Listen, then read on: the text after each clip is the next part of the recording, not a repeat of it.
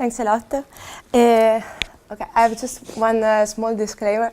I had a bad cold, so I'm half deaf. So please, if you ask me a question, feel free to interrupt me, but do it with a strong voice. Otherwise, I won't hear you. Anyway, I'm presenting the two-fluid theory for spin superfluidity in magnetic insulator.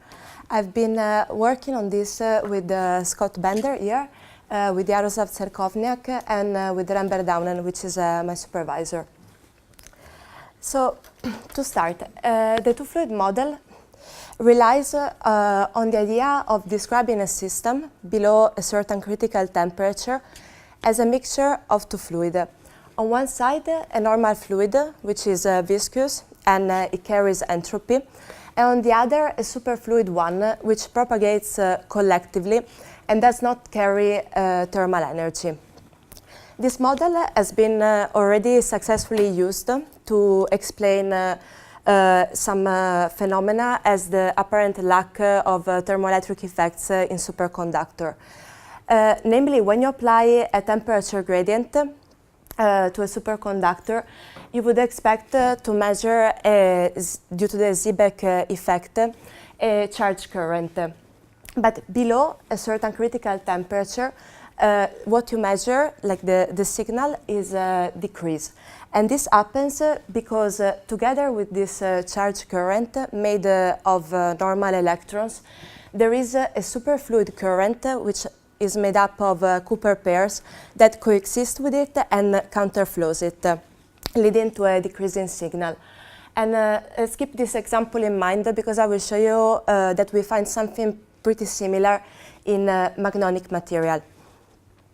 So, at which magnonic material we are looking at? We look at magnetic insulators. In magnetic insulators, the spin current propagates as a spin wave.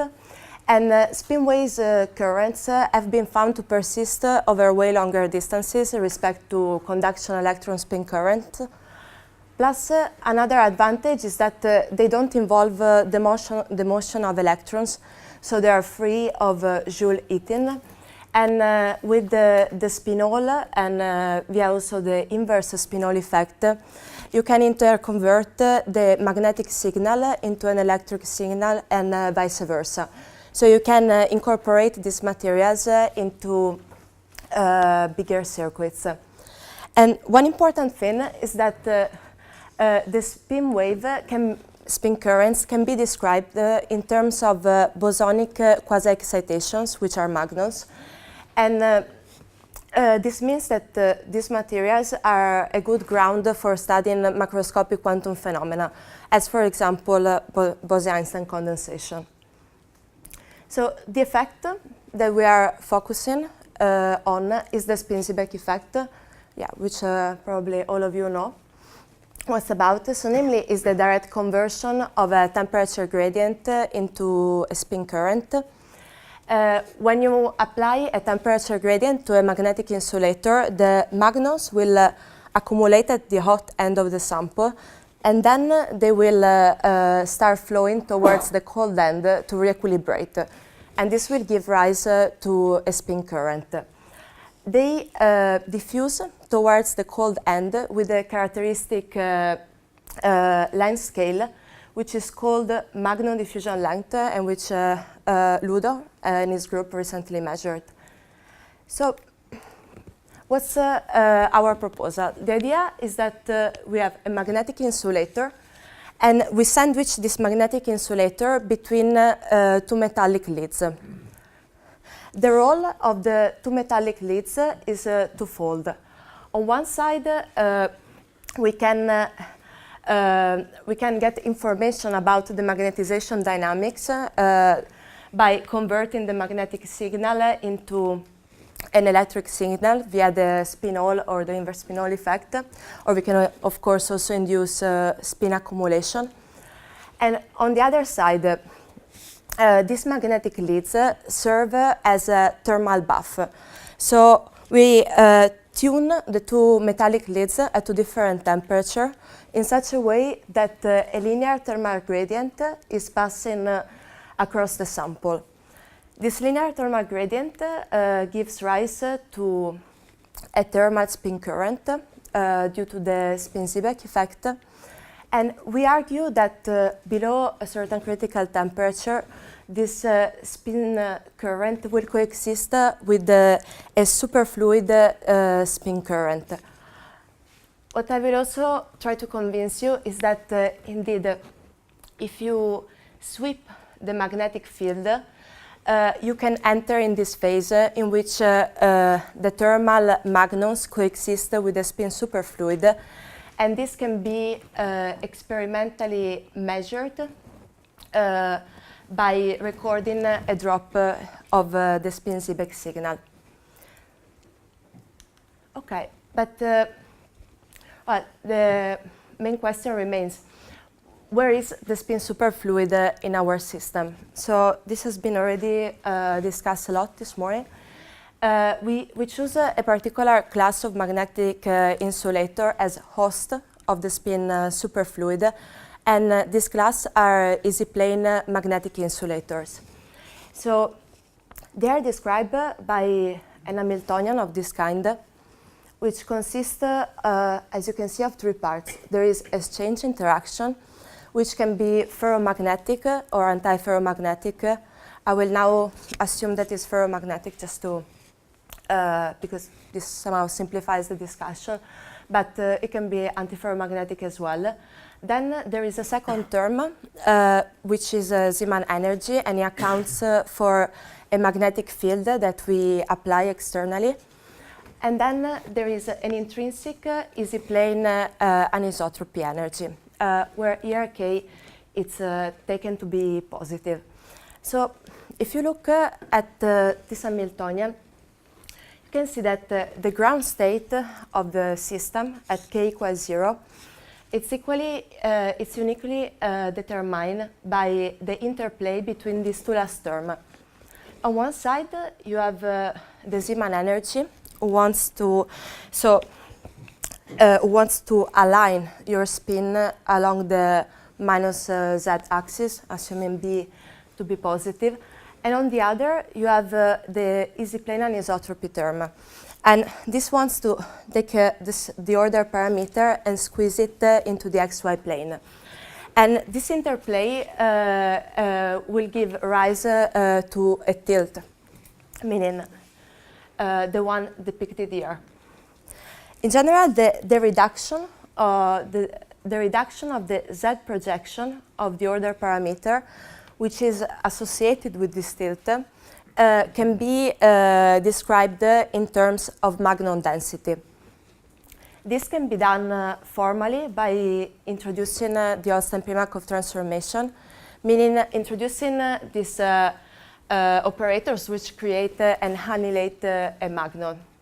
And therefore, the reduction of the Z projection can be identified with the number or the density of magnons at that site. Now, in the ground state, you can think that every single lattice side has a finite amount of magnon density. So your ground state is macroscopically occupied by this bosonic quasi-excitation, or in other terms, you have a Bose-Einstein condensate of magnons. And this Bose-Einstein condensate of magnons has a peculiarity respect to others that were introduced before. This happens at equilibrium, so we are not pumping the system parametrically, not doing anything of this kind. This is just the equilibrium ground state of the system. And how can we then describe this? So this state can be described with the Gross-Pitaevskii theory at 0 temperature for now. In what does this consist? It consists in identifying the expectation value of the order parameter with a Bose macroscopic wave function. This Bose macroscopic wave function depends itself on 2 parameters. First, the reduction of the Z projection of the order parameter, so the magnon density, the condensate magnon density. And second, it depends also on the angle that is subtended by the order parameter in the xy plane, so the azimuthal angle of the order parameter. after you have defined a Bose macroscopic wave function, you can derive the superfluid velocity, which turns out to be proportional to the gradient of a scalar function, as by definition for superfluid velocity. But in our case, this scalar function is the angle subtended by the order parameter, is the azimuthal angle. So in theory, you can imagine a system at 0 temperature with no thermal agitation, with no spin precession, that has a finite amount of superfluid spin current because there is a magnetization texture that is present. Now, since from the title of my talk, we are looking at the two-fluid theory, we want to describe the system at finite temperature and also include the thermal magnons in our description. So first of all, for what concerns the superfluid, when you switch the temperature on, phenomenologically you need to include extra processes. So we include phenomenologically a coupling to the lattice. So we insert a Gilbert damping term that parameterizes how the order parameter gets damped, relaxes into the phononic environment.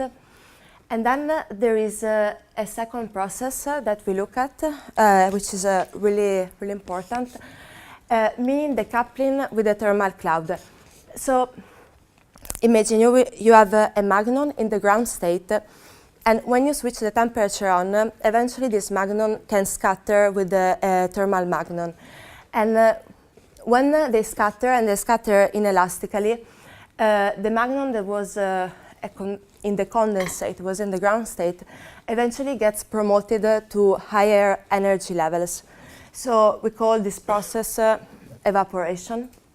And then we have, of course, also the inverse process, in which two thermal magnons will scatter and one will lose enough energy to actually collapse into the condensate. So we include these processes, and what we end up with are the so-called superfluid hydrodynamic equation. So very quickly, these equations describe the evolution of the condensate density, and they also describe the evolution of the azimuthal angle of the order parameter, whose time derivative is identified with the condensate frequency. And then at equilibrium, our system will have a constant condensate density, and also all the spin will be oriented in the same way. So there will be no superfluid spin current, and also the system will have frequency equals 0. But now we want to look at the system that is thermally biased. So the idea is that we switch the temperature on, and we also induce a linear temperature gradient across this sample. So when you do such a thing, this will induce fluctuation into the condensate density as well as in the frequency. We look at this problem in linear responses, so we assume to have a linear temperature gradient, and we rewrite this equation as function of linear response variables, and finally we obtain a set of equations describing the frequency and the evolution of the condensate density. But we need as well to include the thermal cloud into our model. So this can be done by including in our Gross-Pitaevskii theory a field operator that describes the thermal fluctuation of the spin density, meaning this new bosonic field which accounts for, say, everything that happens not at k equals 0. If you do so, you can derive a kinetic equation for the thermal cloud. And then, as an extra, you need to phenomenologically account for other processes. One is the relaxation of the magnon temperature towards the phonon temperature. And secondly, also the chemical potential of the magnons will be relaxed into the lattice. And then, of course, the thermal magnons interact as well with the condensate. So this leads us finally to also a set of two equations describing the thermal spin density evolution, as well as the energy that is carried by it.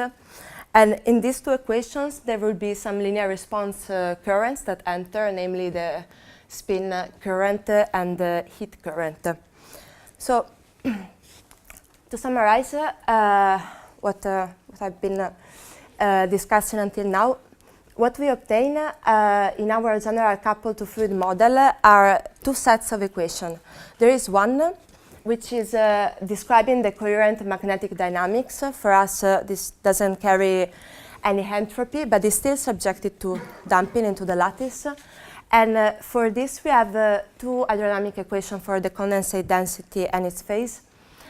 And as well, we derive a kinetic theory for the thermal magnons. They carry heat, they are subjected to disorder as well, and also obviously to Gilbert damping.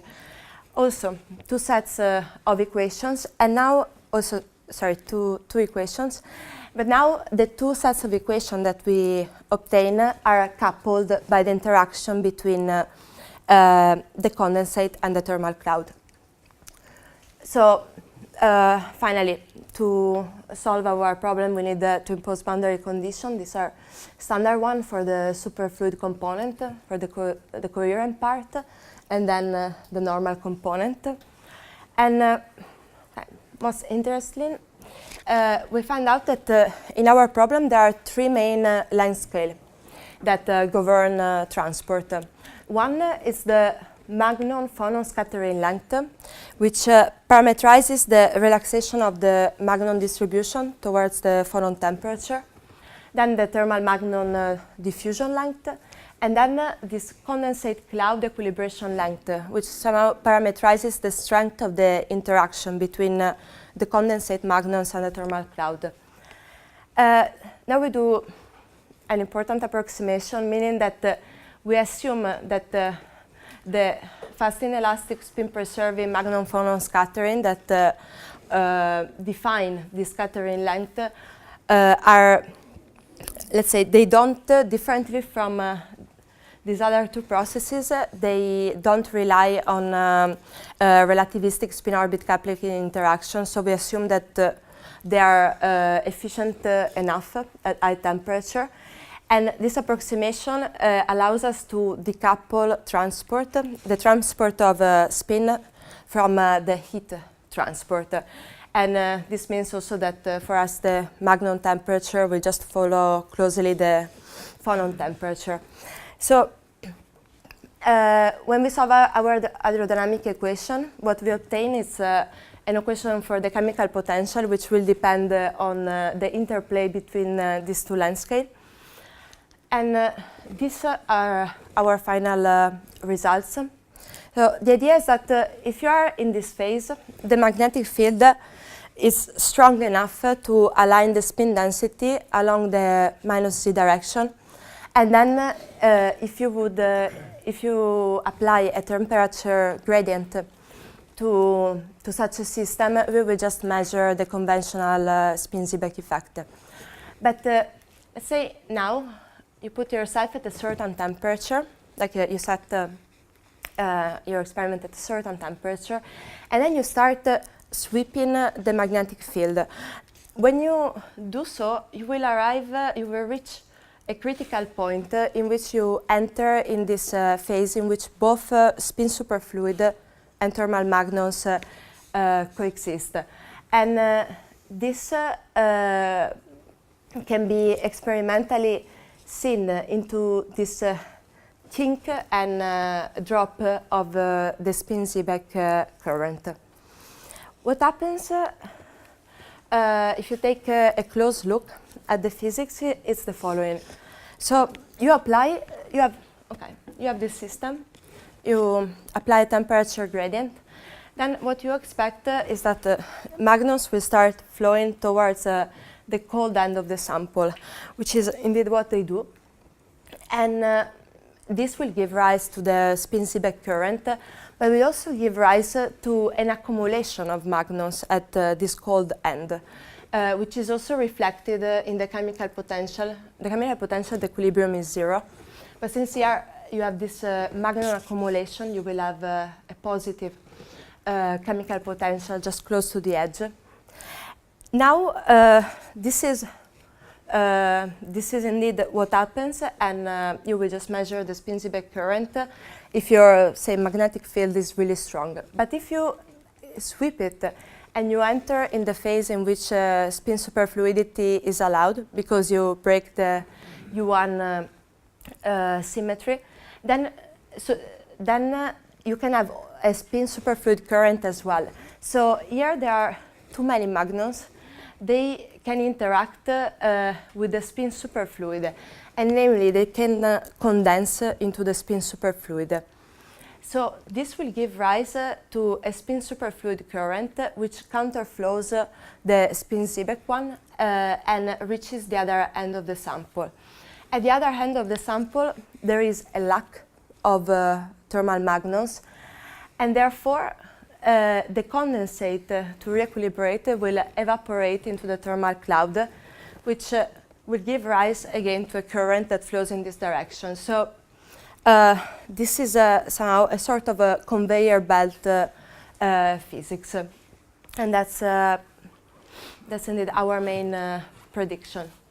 So overall, we built an hydrodynamic theory that describes the interaction between thermal and condensed magnons in an easy plane magnetic insulator in the presence of a thermal gradient.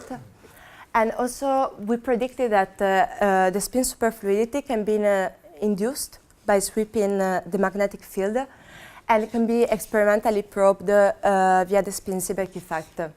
And future work should obviously address more systematically the role of phonon and also how heat transport could affect our prediction, as well as we should also address non-linear response.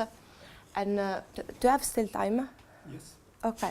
So, and for example, you could say, what for? Okay, this theory could be, this is a theory and it predicts spin superfluidity, which can be activated thermally, but what could be a possibly more interesting application? So this is a work that I'm still working on with Prami and with Jaroslav. But if you remember what Jaroslav talked about this morning, he proposed this system in which you couple an easy plane with an easy axis magnet, and you inject spin superfluid current, and by this you can induce the motion of the domain wall in the easy axis layer. You could eventually do the same without the need of an electronic medium, and also the dissipation that eventually is associated to it, by thinking that you are here at the interface and you somehow send the pulse, you hit just the interface of the sample, such that you create a pile-up of thermal magnons at one interface, and these thermal magnons interact with the coherent dynamics and eventually give rise, eventually condense and give rise to a superfluid current that can therefore propagate and interact directly with the domain wall.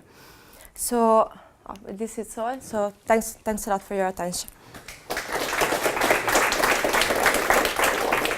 Thanks for nice presentation. Questions? Please. So you said that you inject magnons into some area and they influence the condensed region, and that there was a counterflow. So why is it counterflow? Why don't they flow in the same direction? Why don't they flow in the same direction? Well, because, okay, for how I see it, because somehow so you have this current, and then you have a sort of imbalance of Magnol mass, and this superfluid acts in a way in which it re-equilibrates the system. So it somehow brings the excess of magnons on the other side.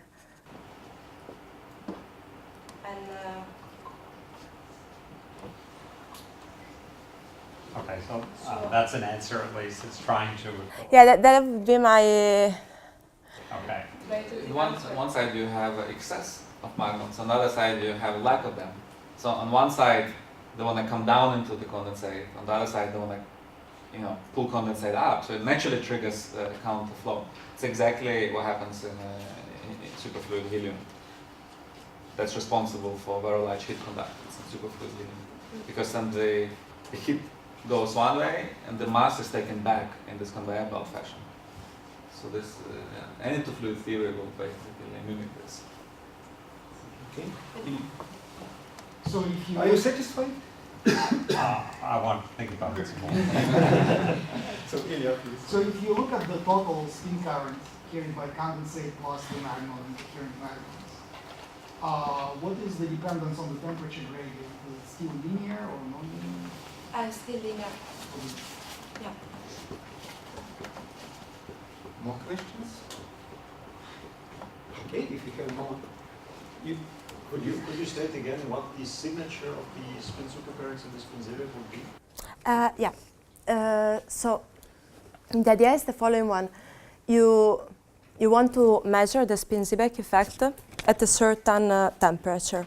So you measure your signal at a well-defined temperature, and then you sweep the magnetic field. And what you would expect to see, it's a decrease, so a kink in your signal in the moment in which you hit the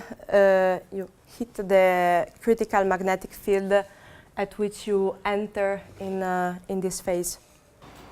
So reduction.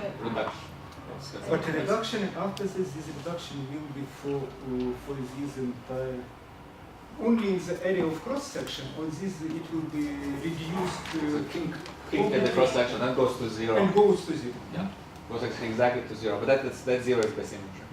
But that will be anyway. Then it's a kink. That's a kink. In ordinary superconductors, Seebeck effect goes precisely to zero.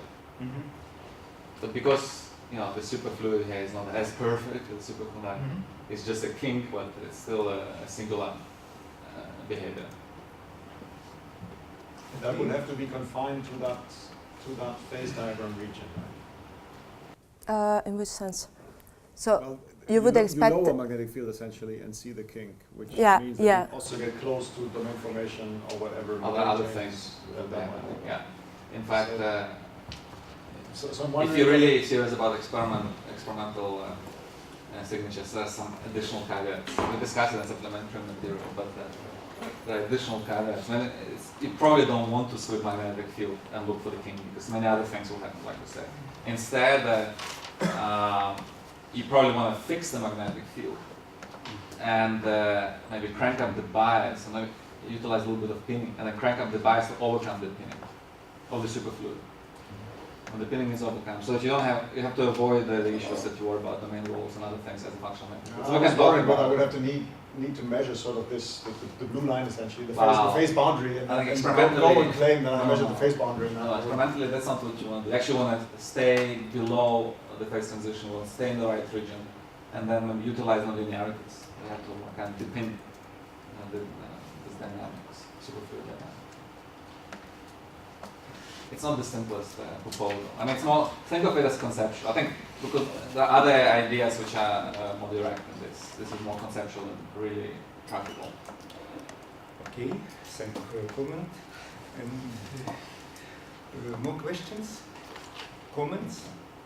So, if there is nothing more, I want to thank once again for your nice talk.